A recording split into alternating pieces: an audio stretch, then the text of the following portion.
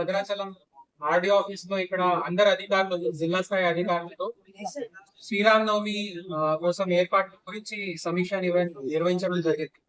So దీంట్లో మన endowment department temple తరఫున, ఇంకా మనకి సామాన్య గ్రామ పంచాయతీ తరఫున, ఇంకా ఆర్డబ్ల్యూ డిపార్ట్మెంట్ తరఫున ఏమేమి సౌకర్యాలు జనాల కోసం ఏర్పాటు చేయాల్సిన అవసరం ఉన్నాయి ఆ విషయాల మీద చర్చ చేయడం జరిగింది.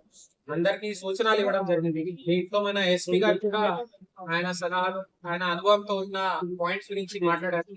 సో ఖచ్చితంగా భద్రాచలంలో మన దేవాలయానికి మంచి పేరు వచ్చే విధంగా అన్ని ఏర్పాట్లు చేయడానికి అధికారులు సిద్ధంగా ఉన్నారు. పర్ణశాల టెంపుల్ లో కూడా ఏమేమి సౌకర్యాలు అవసరం ఉన్నాయో దానికి కూడా దృష్టిలో పెట్టుకొని మేము ఏర్పాట్లు చేస్తున్నాము.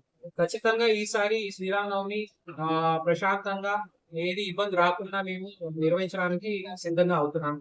జనాలకి మేము ఒకటే కోరుతున్నాం, ఆ రోజు మన కళ్యాణం రోజైనా పట్టాభిషేకం రోజైనా క్రౌడ్ కంట్రోల్ చేయడానికి మేము అన్ని సౌకర్యాలు మేము చేస్తున్నాం. కానీ సడన్ గా మూమెంట్ క్రౌడ్ దయచేసి చేయకూడదు. తలంబరాలు డిస్ట్రిబ్యూషన్ చేయడానికి వ్యవస్థ సిద్ధంగా ఉంది.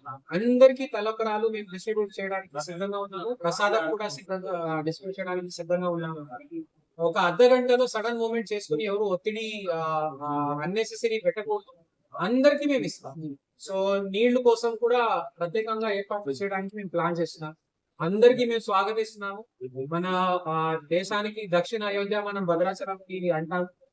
చాలా మంచి దేవాలయం, very powerful deity we have. So I welcome all the persons for Sri Ram Navami to our Bhadrachalam. Thank you.